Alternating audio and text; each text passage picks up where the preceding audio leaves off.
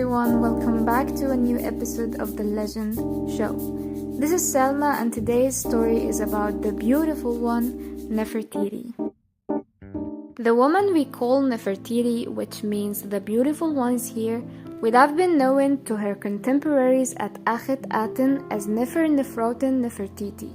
And by the way, Nefertiti means perfect one of the Aten's perfection. She added Nefertiti even before her husband changed his name from Amenhotep to Akhenaten in the 5th year of his reign.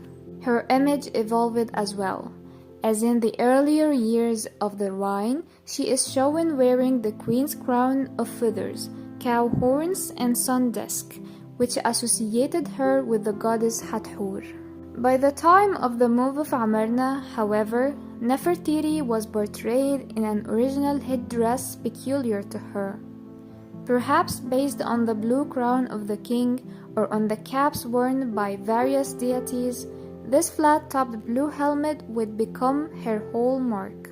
From the earliest years of Akhenaten's reign, Nefertiti was distinctive because of her prominence in representations of cult scenes. Her participation in the rituals of the religion was equal to that of her husband. In some parts of the Karnak temples of the Aten, the figure of the queen actually dominates the decoration. Such prominence for a queen, almost unprecedented, led to suggestions in the 1970s that Nefertiti was the real force behind Akhenaten's religious revolution.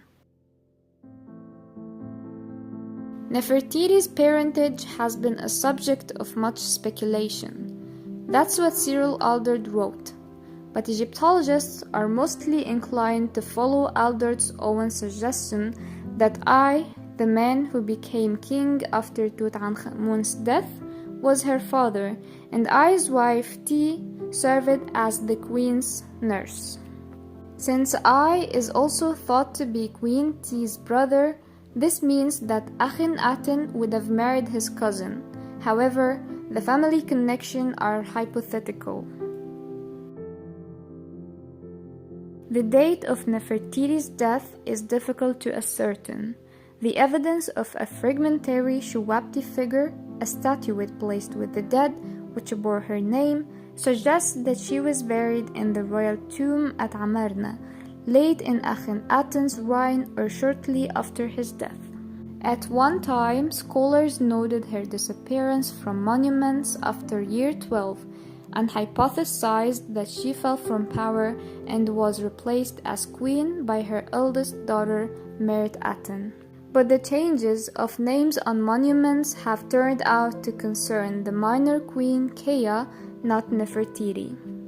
More recent theories have suggested that rather than disgrace, a change in status to full co-regent is behind her absence from the records dating to the late years of Akhenaten. Nefertiti shared 6 daughters with Akhenaten. 2 of them also appear in the Egyptian records as queens.